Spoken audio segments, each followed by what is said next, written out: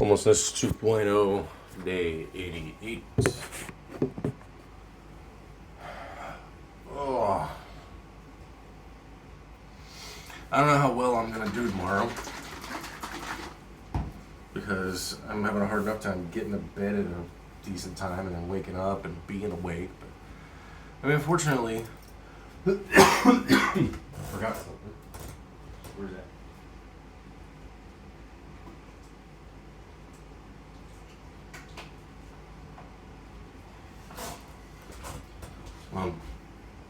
Prozac.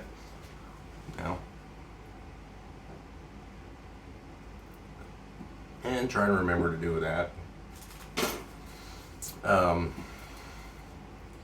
the reason I remember that is because I was like, well, at least I have some ADD meds still.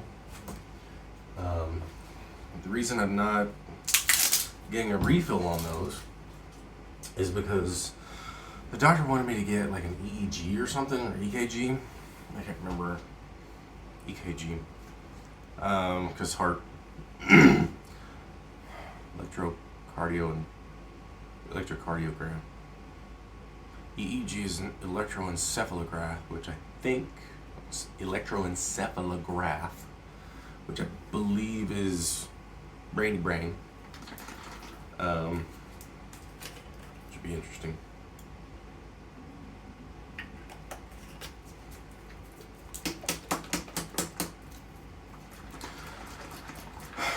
So yeah, tomorrow I've got the driving test to be done. So today, man,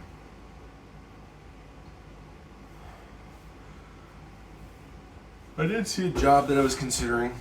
This cashier job. It was like $18 an hour. It said it was either full-time or part-time. And so I'm gonna look back into that after I'm done with this. Probably apply for it, see what happens.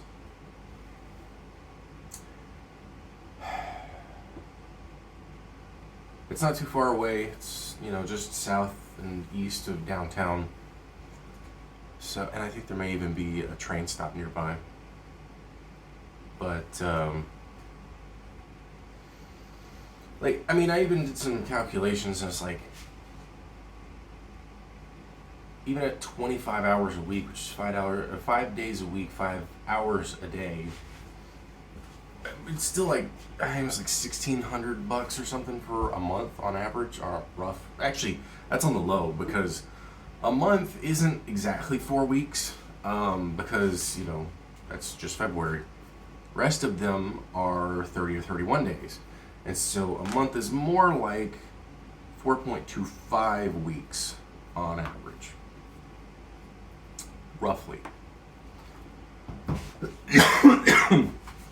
And it actually had benefits and shit too, so.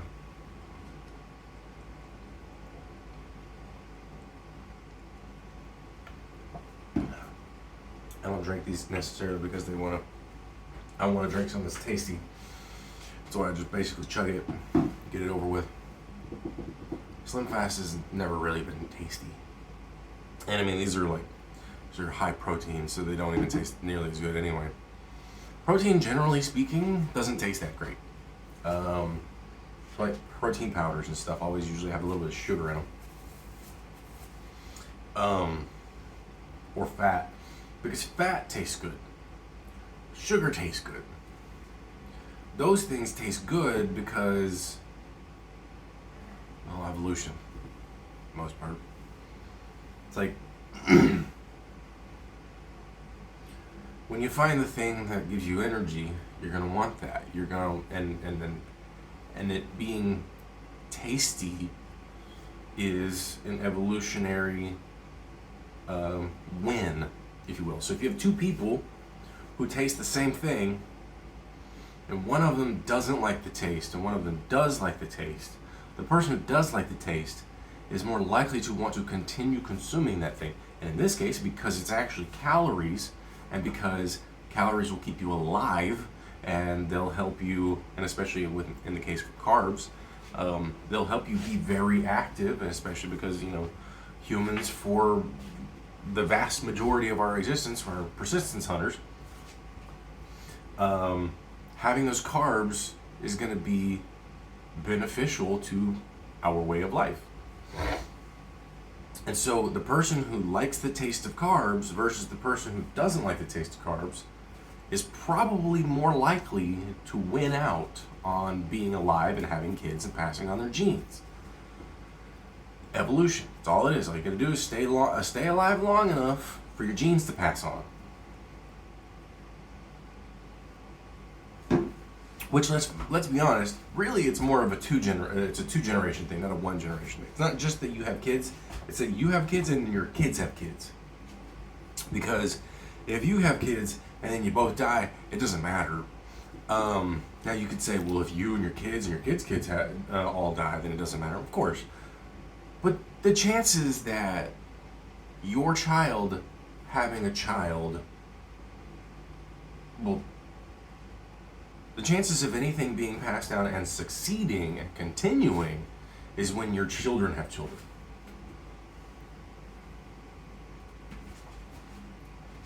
More so than if just you did.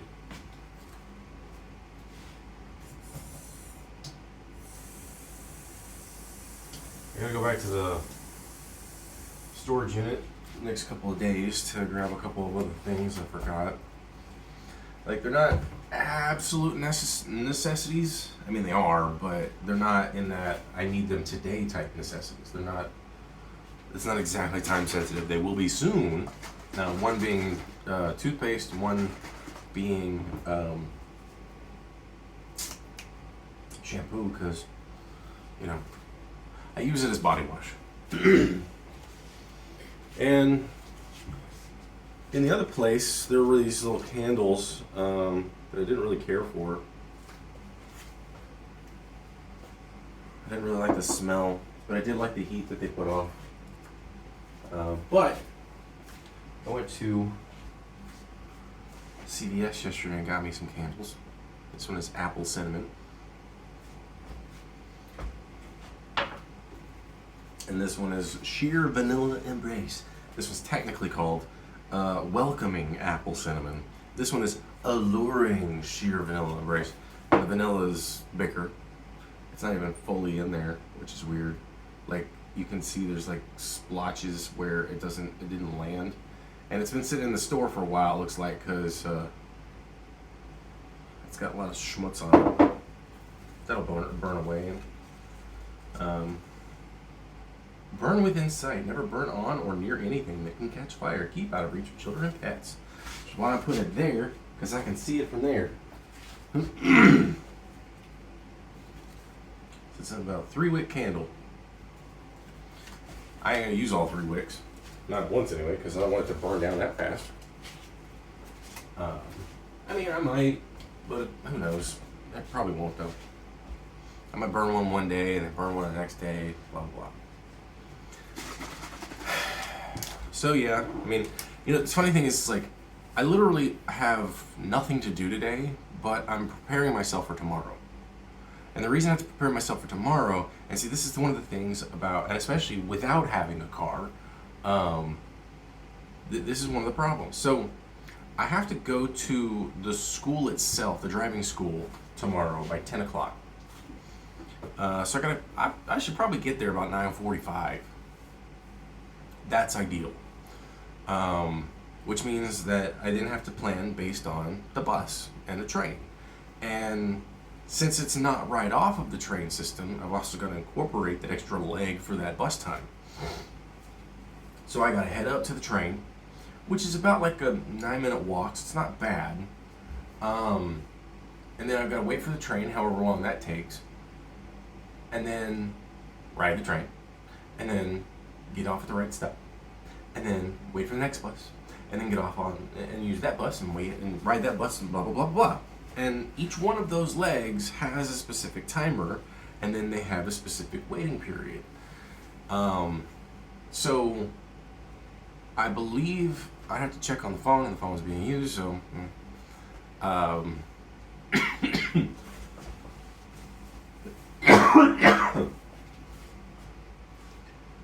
with that in mind, I what I do is I'll see how long it takes on like Google Maps, for instance. Google Maps will give me an estimated time frame, and then I'll add like anywhere between 10 and 25% of that time frame. Largely so that I don't screw myself over and then end up late to wherever I'm going. And this is a nearly $300 purchase, so I don't want to be late to that. So I gotta be there before about roughly around 9:45, and I think it's about a 40 to 50 minute overall trip. So I'm gonna say about like an hour 10, which means then that I've probably got to leave around 8:30 in order to ensure that I get there before 10 o'clock. Which then also means I have to go to bed at a reasonable time to then wake up and then cough out whatever crap that I can and get ready. Because I'm, like normally I wouldn't I would probably try to take a shower like just today. I'm gonna take a shower today anyway. I gotta trim all this shit off anyway. But normally I wouldn't take a shower necessarily the day right after, depending on circumstance. But taking a shower tomorrow before I go and do anything is gonna help. So I can't get up at 8:30. I gotta get up at least 7:30, maybe even earlier. Which then pushes my sleep time into today. And since I'm not great at sleeping before midnight right now, it's gonna be an interesting challenge. And I'm still gonna set my alarms and all that shit, and I'm gonna take my ADD meds and whatnot. But yeah, it's gonna be an interesting thing. Actually, since this is mostly paraffin with some flavor, I can just rinse it off. It's not like it's gonna, cause a whole lot of problems, and then it can just dry off for a bit. I'm not even gonna use it until this one's done. And I mean, that little divot in there was a couple of hours. So, we'll see. But yeah, so I'm gonna see about applying for that one job, because I gotta stay here anyway, and we're in the talks, and it's not even really gonna be solidified, I think, until either tomorrow or Saturday. But there's the possibility that I'll get this place for even cheaper. I think she said $1,500 was something that we're looking at, which is still expensive, but it's cheaper than $1,700 and it's cheaper than $2,200. And if, let's say, I were to get that other job, and if I were working full time, then I could effectively stay here. It's not the ideal situation that I would want, but because I don't want to have to pay $1,500 a fucking month just to stay somewhere.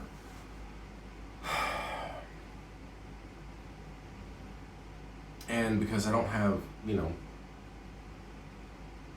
don't have all my stuff, because all my stuff is at the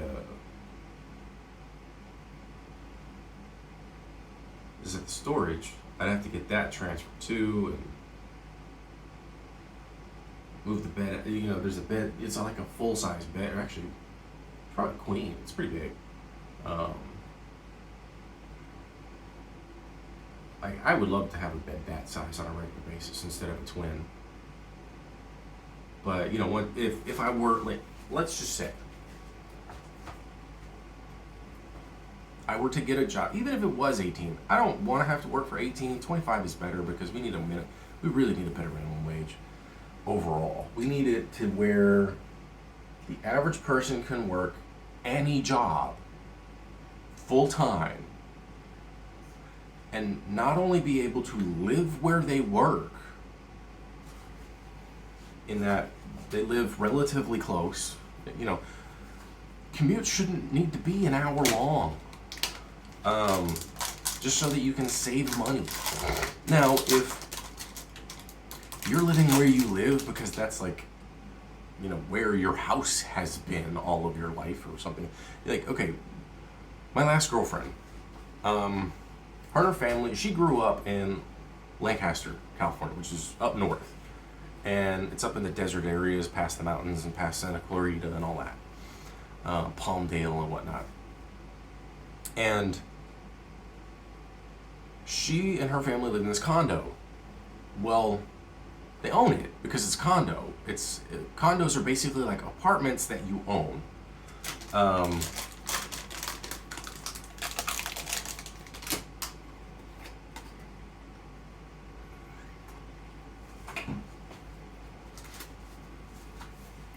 Pay a mortgage on them and everything. It's just that instead of having a plot of land with a house on it, it's more like apartment living. And I think it was like a 2-story thing. Or, no, it wasn't 2-story. At least I don't remember. I was there like once, but anyway. It was still pretty sizable, despite everything. Now, she wasn't living there, but that was still where her dad lived. And her dad, worked way down south. I want to say, either in Long Beach or maybe in El Segundo. I can't remember where it was. But he had to ride the train, and it was like a 2-hour trip because, there is there's a Metrolink train that stops in Lancaster. So, you can, depending how far away you live from the train station, you can either get a car, you can take your car there and, do the thing, or you can,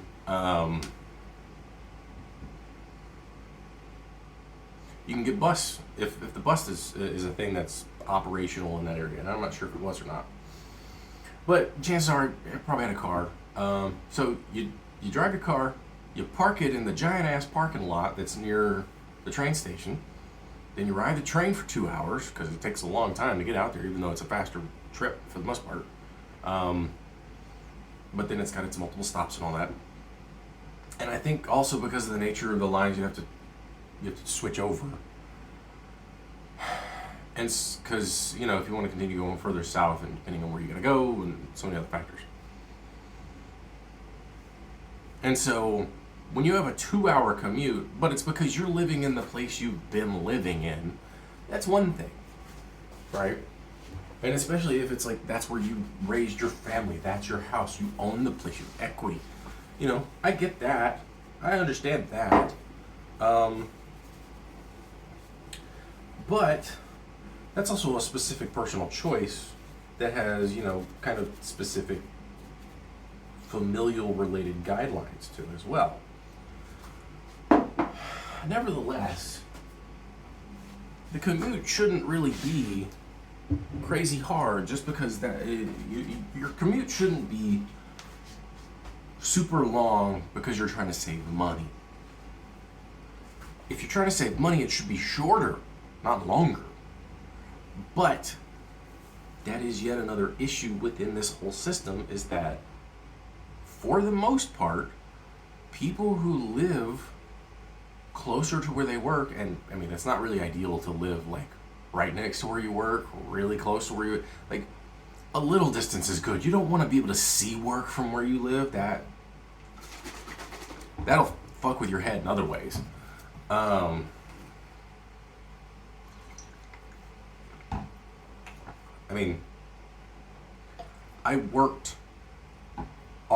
lived on site as a security guard when I was working in Alaska. And I had to clock in and clock out, but I didn't, and the place where you clocked in was inside the warehouse where they did all the fish processing and stuff. Now, for me, and I'm sure everybody else that was there, it's kind of awkward, especially for the people who didn't live in Alaska. I didn't live there. I was working there, and I just happened to be living there for the time being because I was seasonal. But there's some people who straight up live in Alaska. There were people, and especially management, there was like a house on site where they lived. That was their residence. It didn't matter the time of year. That's where they lived. It was in the middle of the whole property.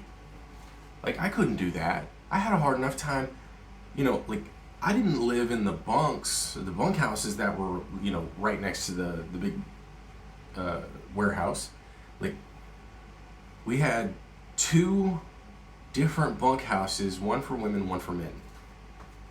And they were both, double floored, 2-floored. They had no heating. Like, I don't know how the hell these things are even legal, but they literally had no central heating whatsoever. So people had to buy like space heaters and all sorts of shit. And that's why I have a space heater, and that's why it's on the floor. But I didn't live in the bunkhouse either. I lived in a trailer on like the edge of the property. Because one, they didn't want me sleeping in the same building as the other employees, because my job is basically, professional tattletale. Like, that's really what security is. Your job is to observe and report. Well, what does a tattletale do? They see somebody and then they go tell somebody. Observe, report. That's what a security guard job is. A security guard's job is to be a professional tattletale, while at the same time also being basically a babysitter for adults.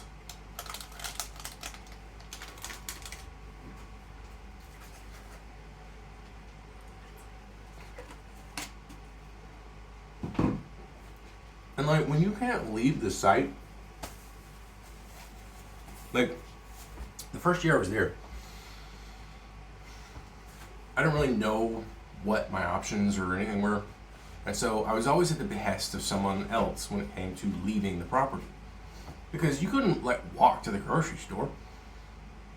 It was like 6 miles. And the grocery store was Walmart. It was a Walmart giant ass superstore. Like, the nearest thing was a bar. And that was like a mile and some change. And it was overpriced as fuck. One shot was almost $20. Like, Alaska's expensive to live there. It's cheap as fuck when it comes to like property prices and stuff, rent and shit, but everything else is just, unless it was like Walmart or whatever, and then that's because Walmart sort of they sort of standardize the prices of the stuff that they have, which is why Walmart is so popular. It's like you could basically go anywhere in the U.S. and pay the same price for the same thing at Walmart. And so it works, but at the same time, there's a lot of other problems that Walmart is and does, and they don't fucking pay the taxes.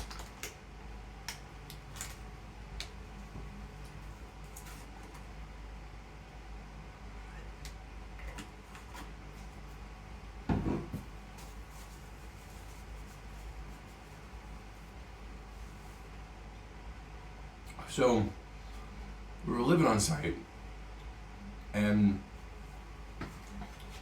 the ability to leave site was at the behest of others who were able to drive you off property. And so, you had to plan ahead a lot. And then, of course, there's, with regards to things like food, I bought protein bars a lot. I also bought protein shakes a lot because I needed food in my room, in the trailer that I was in, while I also had other things that could be cooked, because I didn't want to just have this the whole time. I had trail mix and some other shit too, but then I also had stuff that I put in the fridge. I had some milk, and I would have sometimes some eggs, and I'd have microwave stuff. But the problem with that is that you had to trust that other people weren't going to fuck with your food. Either they weren't going to eat it or throw it out, or they weren't, whatever. And so that's also part of it too. It's it's not just living there, but it was also living with other people who were also living there. Now, if I had had my own apartment, it would have been easier because then I wouldn't have to worry about other people messing with my shit. If I had something like this on my own at that place, it would have been much easier to live there. However, that's not the case. But that's kind of what I'm getting at, is that the closer you live to work, the closer you are entangled with work. And so there has to be, if you will, a Goldilocks zone. I mean, obviously, if you're not living at work, it's totally different. But if you live across the street from work, while that may be handy, it may also be psychologically annoying or even depressing if your job kind of sucks. It's like, oh hey, I just walked outside and I can see work. Great. So there's a balancing act. 2 hours is too much. 2 minutes might be too little. 20 minutes, I would say, is a really good zone to be in. Because if it takes 20 minutes, let's say, on the train, if it takes 20 minutes from door to door and the train is part of it, that means you probably live like one stop away. Maybe two. Because most of your transit at that point is simply you walking to and from the train station. That's really good. I would say that would be really ideal, because you're still pretty much in the same neighborhood. But you can't stand outside and see your job from your house. There's that time frame to get ready for work in your mind. I mean, you could say the same thing about your commute if you were driving. Driving to work, and I would say like a good upper limit is about 40 minutes. So 20 minutes feels about right, because it doesn't feel like there's... So, okay, and this, I'm going back to the Alaska thing too.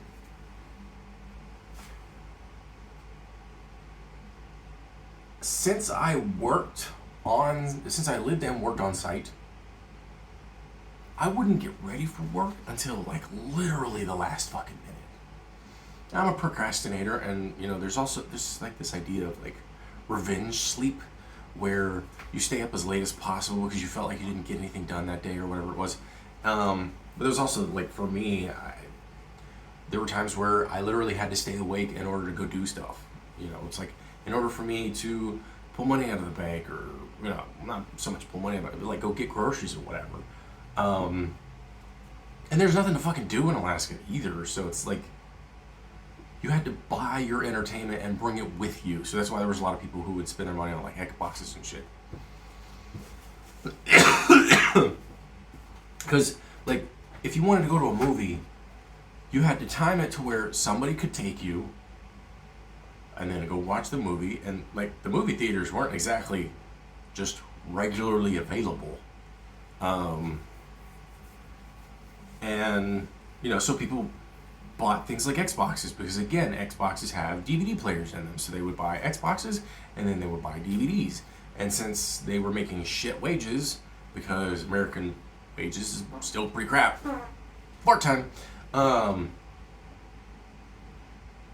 they would be buying like in the clearance bin where it's like 3 for $10 or some shit. And so they'd be buying crap movies that they didn't really want to see, but it was like, it's better than nothing kind of thing. And so they'd be blowing all their damn money on entertainment and then usually booze. So they'd go to Walmart, they'd get a little bit of, a little food here, a piece of entertainment there, and then a bottle or two of booze. And they weren't even supposed to be drinking on site. But I mean, come the fuck on. Like, really? And that's also another thing. When you're living on site, like, it's really easy to end up being late to work, because you're maximizing the amount of time that you don't have to go to work, and you got to run into work. Whereas if you have a 20-minute commute, you got to prep for that 20-minute commute, or it's 40 minutes or 60 minutes, whatever. And again, once you start reaching a certain time frame, over an hour, It's like the amount of time that you spend getting ready for work is so minimal compared to the amount of time you got to drive or take the train or whatever it is. And so, like, you got these dudes who have literally no way of entertaining themselves, and it's mostly dudes who need like, they need to be able to entertain themselves. They need something other than just work, even though they're at work. And then you're telling them that they can't even drink on site. Now, I got it. I understood it. It was like, hey, you're not supposed to be drinking because you don't, like, you've got to be ready to go to work. So there would be days where they work 6 hours, they get off for like 2 or 3, and then they'd have to work 10. So they have to be pretty work ready on a regular basis. Now, the second year, and I was there for 2 years. The second year was, they had so much fish but it was so well logistically organized, at least probably from the original dock, because like we barely got it. We had fish that came into our dock, but it was from like smaller fisheries or smaller fishermen. Occasionally we'd get what they would call a tender, and it's this giant fucking shit. Like, it's fucking massive. This ship could not come in unless it was high tide.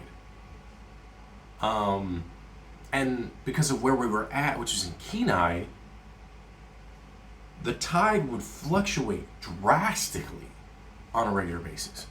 So not only did it have to be high tide, it often had to be on the higher end of high tide. So like during the full moon and the new moon. And like on the full moons and new moons, like the water would get so high, because again, Kenai is like number 2, I want to say, when it came to record variance in tide per day.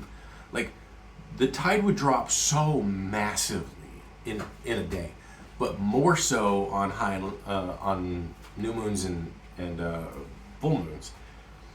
And like on the new moons and full moons, the high tide gets to the point where we had a bridge over a specific section going to our receiving dock, where the water would come in and then it would pool out where we had there used to be like an old building there. And like, despite how much landmass there was, sometimes the water would still just come on over. But these tenders, these massive fucking boats, they're basically just giant docks on water. And so what we would do, because they would basically be all part of the same sort of logistical program with regards to salmon fishing, they would have smaller boats go over to those things and basically just pull off whatever they could and then bring them over to us so they would process them. And actually, I think, no, that's not what happened. They would actually get people to volunteer. Now, I say volunteer, they were getting paid, but volunteer in that nobody was required to do it. But there were other fisheries or fish processing plants on the river as well. But they would get people to volunteer to go over to get paid to do more processing. But it usually happened like later in the evening. So they may have already busted their ass at work, usually like 8 hours, and then they do more work over on the tender. And yeah, it was nuts. And people live in there, and you're telling people they're not allowed to drink when they're living somewhere. It's not gonna happen. As a security guard, I was like, I was tasked with ensuring people weren't drinking. I'm a human. I'm not just a walking textbook of laws. I'm gonna check my timing. It's been 35 minutes. I'm a stickler for rules, but also a stickler for human behavior and freedoms and understanding behavior. And I'm like, look, guys, if I saw booze, I'd be like, just put it away. I didn't see it. You know, be smarter about it. Don't show me the shit. If I see it and then you end up acting like assholes and I haven't done anything about it, then we have a bigger problem. Because I'm like, even I wanted to fucking have a drink. I never did, just because like I wanted to save as much money as I could, but I'm not gonna expect other people to behave exactly the same way that I will. And I mean, their jobs were harder. Whereas I was just walking around making sure people weren't misbehaving. And for me, it's like, yeah, I grew up with an alcoholic dad who was abusive and shit, but it's like, look, if I don't see that kind of shit, if I don't see people doing stupid shit while they're drunk, like, I mean, there'd be times where I catch them smoking weed and I'm just like, dude, come on. Like, I get it, but come the fuck on. Like, why are you doing it out in the goddamn open? If you're gonna do it somewhere where it's not in a typical, in the second year, they built this gazebo for smokers so that they could be outside while it was raining while smoking, because they didn't want them smoking inside. Reasonably, I mean, these were old ass buildings. They were basically powder kegs. They were tinder boxes. And, you know, it's like, if you're gonna smoke, don't smoke outside. Well, they had a construction project, because like the first year they didn't have any of that, so they were always smoking either inside or they were smoking really close to the building, and you know, that was totally against policy and whatnot. And I was just like, I can't really enforce people. I can't force people to just stand outside and smoke. And as much as I hate smoke, and I don't want to really be around it for the most part, I'm not gonna be that guy, you know. But then they had they created a smokers little island, and it became more than that. It was, just a hangout and stuff, which was great. But then, because it was a hangout, and, because people get complacent and they get, complacent was the word I was really looking for. They'll start doing other stuff. They'll start getting comfortable. That was the other word I was actually looking for. Since they'll get comfortable, they'll start doing those other things, like smoking weed when they got it on hand, in the same spot that they would smoke cigarettes. And then, and I would always try to give them a warning. Like, if they were being assholes about it, I wouldn't give a fuck, and I'd go rat on them immediately. But most of the time, I was like, look, I'm not gonna stop you from smoking, but be smarter about it. Go smoke somewhere the fuck else. Don't smoke it. And again, the location of where it was in between their bunk and where they worked. And often, the manager, the guy who was sort of the team lead, was also there living in the same space as them. I think the second year they changed that around to where he would live in the main house or something like that, because it kind of is dumb.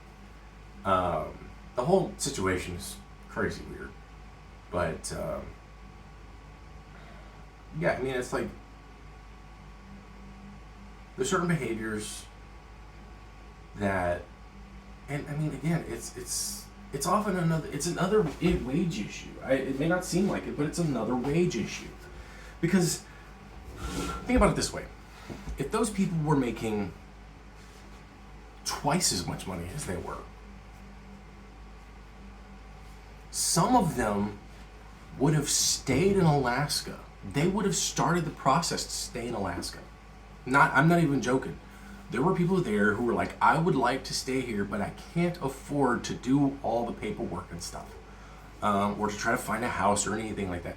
Because the amount of money that they were making while they were working there And the amount of money that it took to do, I mean, yeah, meals were provided in the sense that they were like, there was a per diem charge. So if you got breakfast, lunch, and dinner, it was like $10, I think, a day. And if you got just breakfast and lunch, then it was like $8 or something. It was better to get the three, it was the better deal to get 3 meals. Well, the thing is, it's like, if you get that, you get your entertainment and your own food, because I mean, not everybody's going to end up eating at every single meal anyway. All of those extra expenditures, and then people getting phones, and a lot of them, they were, displaced from family in one way or another, because either they were, some people, they were there out of jail. Some people there, like this one dude, he was getting his fucking wages constantly garnished because, he was paying child support. And it's like, this is not a job for a dude who's getting his wages garnished, but that's all he could get. And so when you have people living paycheck to paycheck, when they can barely afford everyday life, they can't afford the extra stuff. They can't afford things like getting a car, or trying to find a place to live so that they don't have to live on site. Because that's a thing. Like, I don't recall it being mandatory, but I think it was, for all intents and purposes, because there was the possibility of being on call at any point. Now, because it was seasonal, it would make sense to, let's say, okay, here's something that you could do if you lived in that area, right? Especially now. Let's say you find yourself a place. It's not going to be too expensive. It's Alaska. Nobody's going to be fucking living there unless you really, really want to. There's like 1 million people who live in that state. That's the total population of the entire state. Let's say you're a fisherman or you're a fish processor, and you're making, instead of $7.25, let's say we bump it up to $15 an hour. You're making $15 an hour, and it's a busy enough season where you're making overtime, because you're gonna make, and that's the one thing that employer did well, was overtime. If you had to work more than 40 hours, you were getting overtime no matter fucking what. They were not giving anybody shit about that. Nobody got any shit on that, because they expected people to work. If you had to work 10 hours or 12 hours or 15 hours, yeah, it sucked. They tried to give you a break so that you weren't just worn the fuck out, but the fish needed to be taken care of. Now, the second year I was there, it was easier on them, and they pretty much were able to, like I said, logistically, they were able to make the flow and everything work to where it was basically just 8-hour days for everybody. But then nobody was making overtime except for those 2 days. So there were 2 days that they were still making pure overtime. If you're making $15 an hour, and then you have 2 days, 16 hours, where you're making $22.50 an hour, you now have a lot more money. A lot. And because of that, you now have more options. So let's say you are making that kind of money, and you have decided that you're going to live in Alaska. Well, once you live there for a year, once you're a resident there for a year, you start getting the stipend for the oil pipeline, which is another conversation that I would say is maybe not the best, but it's whatever. It's a very conservative state, so.